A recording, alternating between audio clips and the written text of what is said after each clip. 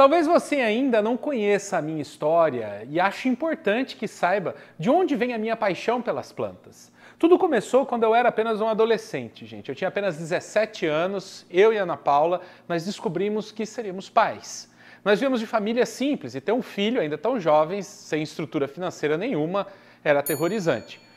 Apesar de toda a dificuldade, a Júlia nasceu. Ela estava bem, estava saudável, mas infelizmente, em pouco tempo, as coisas começaram a complicar. Aos 5 meses de idade, a Júlia teve um problema de saúde. Era uma bronquiolite. Se você não sabe a diferença entre bronquite e bronquiolite, é que a bronquite ataca crianças maiores e adultos. E a bronquiolite normalmente acontece em bebês e crianças pequenas, porque os brônquios ainda são bem pequenininhos, são bronquíolos. Enfim, eis que o quadro evoluiu e a nossa pequena Júlia tinha agora uma bronquite alérgica.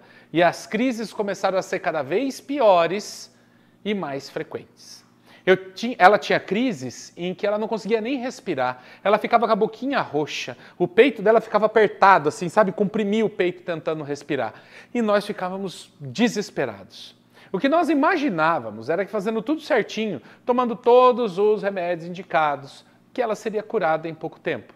Mas foram meses de tratamento, que se tornaram anos de tratamento. E um medo absurdo de perder a nossa filha crescia a cada dia, a cada crise. Eram várias inalações com broncodilatadores, medicação aplicada na veia, muitos antialérgicos, antibióticos, antitérmicos, tudo utilizando medicamento químico. Olha, sinceramente, nós achávamos que aquilo tudo estava ajudando a nossa filha, mas não era a realidade. A cada nova crise vinha a necessidade de mais cuidados e mais remédios, mesmo que eles nunca tivessem resolvido de verdade o problema. Mas o que a gente podia fazer? Afinal, sem conhecimento nenhum, como é que a gente poderia fazer novas escolhas? A única coisa que nós podíamos fazer era submeter a nossa filha a tratamentos que aliviavam a sua dor, mas que, na verdade, nunca funcionaram. Não tínhamos outra escolha. O pior momento foi numa noite em que a Júlia estava com mais uma crise e com falta de ar. E nós fomos para o pronto-socorro buscar ajuda. Mas naquela noite aconteceu uma coisa completamente diferente. O médico do plantão nos fez uma pergunta que foi perturbadora. Ele perguntou o seguinte: vocês querem salvar a vida da filha de vocês? E aquilo pareceu bastante estranho. Afinal de contas, você está no hospital de madrugada buscando ajuda, querendo aliviar o sofrimento do seu filho. Só que ele nos explicou que a dosagem de medicamento que ela costumava tomar, Berotec, Atrovente, poderia matá-la. Eles poderiam causar uma parada cardiorrespiratória. Nós ficamos aterrorizados, porque nós nunca tínhamos imaginado algo assim. Nenhum médico jamais tinha explicado algo assim para a gente. Ele fez uma receita de inalação com a dosagem mínima e nos sugeriu que procurássemos uma outra forma de cuidar da saúde da nossa filha. Nós saímos dali sem chão. O pronto-socorro era o nosso porto seguro nas madrugadas com crise de falta de ar. E agora? Quais eram as alternativas? Nós nos sentíamos incapazes de encontrar uma alternativa que não fosse num hospital ou num balcão de farmácia. Eu tenho certeza que você que está me acompanhando entende perfeitamente o que nós passamos. Com certeza você já esteve diante de uma situação difícil, assim como essa, e se sentiu incapaz de resolver o problema sozinho. Eu me senti completamente inútil. Nós passamos anos indo a médicos, pagando medicamento, plano de saúde para ela, tratamentos, e no final, nada resolveu. E naquele dia nós descobrimos que os tratamentos que a medicina nos oferecia poderiam matar a nossa filha. A maior dor era pensar, se o único lugar onde nós nos sentimos seguros já não podia fazer mais nada por nós, o que é que nós faríamos? Como é que a gente ia cuidar da nossa filha? Foi então que nós voltamos para casa e fomos atrás dos nossos pais. Eu mesmo tinha passado por problemas respiratórios muito parecidos com ela na infância, com falta de ar, com crises. E eu me lembrava do que a minha avó, do que o meu pai faziam quando eu tinha crise sem respirar. Nós fomos buscar as antigas receitas que eles sempre usaram para cuidar da nossa saúde. E lá vinha o meu pai com uma receita de xarope de sabugueiro, guaco, levante, poejo. Minha sogra fazia um xarope a frio, com beterraba, cebola. E aquilo tinha um efeito tão bom quanto as inalações e as medicações convencionais que a Júlia vinha tomando. E sem nenhum efeito colateral. Sem colocar a vida dela em risco. mas ainda precisávamos de ajuda para tratá-la. O que nós conseguíamos fazer ainda não era o suficiente. Ajudava, melhorava, mas não resolvia de verdade. É aqui que a gente entende que não era apenas usar uma receita, uma planta, não era isso. Nós precisávamos ir além. Um dia, eu encontrei uma amiga pelo caminho, que sabendo do que tinha acontecido com a Júlia, ela nos aconselhou a procurar um médico homeopata. Na época, nós nem sabíamos o que era homeopatia, mas se pudesse ajudar a nossa filha de alguma forma, a gente não poderia dormir tranquilo sem pelo menos tentar. Nós viajamos 100 quilômetros até a cidade vizinha e lá tivemos contato com a técnica que realmente ajudou nossa filha. Fizemos tudo o que o médico orientou e em 3 meses ela já não tinha mais crises. Nossa filha estava curada.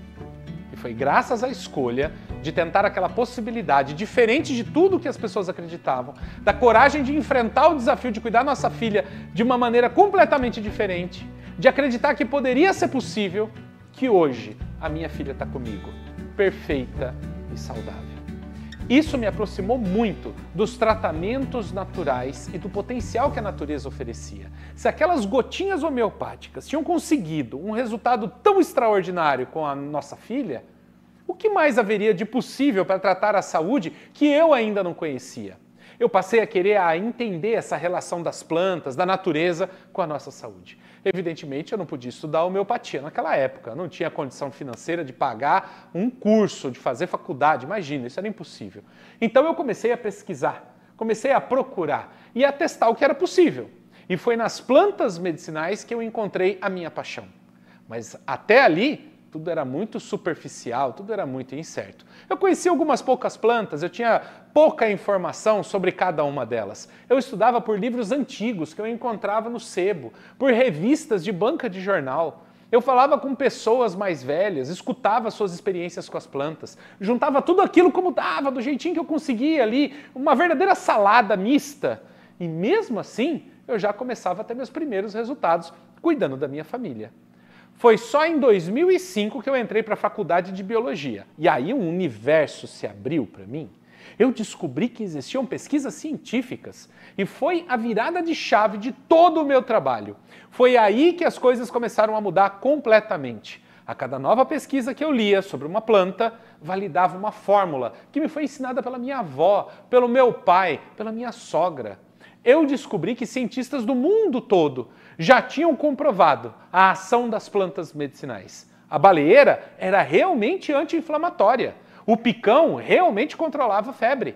A batata doce realmente trata a gastrite. Está nos artigos, está nas pesquisas. Que felicidade a minha! Eu tinha a maior fonte de conhecimento do mundo nas minhas mãos. Agora fazia todo sentido a sabedoria dos nossos antepassados. Aquilo não era apenas conhecimento popular, não era crendice, não era coisa de gente ignorante, aquilo era ciência. Eu queria cada vez mais entender como as plantas funcionavam e como eu poderia cuidar da saúde apenas usando as plantas medicinais. Esse era o meu novo desafio. E os resultados eram incríveis, muitas vezes surpreendentes. Tosse, gripe, dor de cabeça, dor de garganta, febre, gastrite, hipertensão. Resolver isso passou a ser normal para mim. Minha paixão, minha dedicação pelas plantas só aumentava. Eu fazia xarope, preparava tintura, fazia pomada, secava ervas. Aquilo era o que eu queria viver na minha vida. A partir do nascimento do meu segundo filho, o Bruno, eu decidi transformar em realidade o que eu acreditava e passei a cuidar da minha família e ajudar alguns amigos apenas com plantas medicinais. Se eu quisesse que as plantas verdadeiramente fossem uma realidade na minha vida, na saúde da minha família, eu teria que fazer uma grande escolha que me colocaria diante de um grande desafio: ser o autor da minha própria saúde. E foi assim que os medicamentos, pouco a pouco, desapareceram das gavetas, do armário do banheiro, do armário da cozinha, da caixinha de sapato no guarda-roupa. E as plantas foram ocupando esses espaços cada vez mais. Tinturas, xaropes, pomadas invadiram as nossas vidas. Quando meu terceiro filho nasceu, o Arthur, eu ainda não conseguia trabalhar com plantas. Eu ainda era professor de biologia. Era o famoso eu queria, mas não podia. E eu adoeci. Entrei em depressão e foram os momentos mais complicados da minha vida. Eu estava diante de um grande desafio. Como trabalhar e cuidar da minha família se a depressão não me permitia nem sair de dentro da minha casa? Mas como na vida nada é diferente do que deveria ser, eis que um belo dia a Paula, minha esposa, percebendo que eu realmente não estava bem, me trouxe uma ideia inusitada. Por que você não faz um canal no YouTube?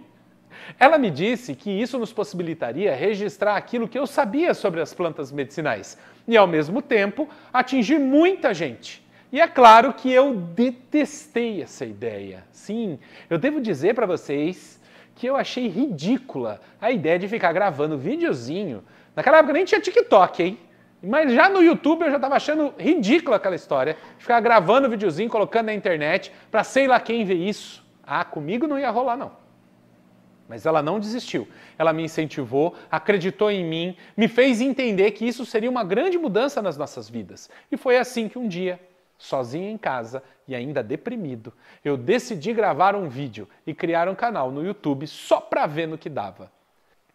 Em 8 de agosto de 2016, colocamos no ar o primeiro vídeo. Falamos da erva baleeira. E dali para frente, isso nunca mais parou. Nunca mais foi diferente. Eu abracei o desafio de acreditar em mim e acreditar nas plantas. Eu escolhi mostrar para o mundo o que as plantas realmente poderiam fazer pela nossa saúde. E é por eu ter acreditado, que eu ter aceitado o desafio, por ter acreditado que seria possível, mesmo que fosse difícil, que milhares de alunos hoje têm a possibilidade de cuidarem da própria saúde e da saúde de suas famílias como verdadeiros autores da própria saúde. E é por essa escolha que eu fiz que hoje você está aqui comigo. É por isso que nós estamos falando sobre a possibilidade de você também vencer o seu desafio, de ter a sua vida transformada pelas suas escolhas.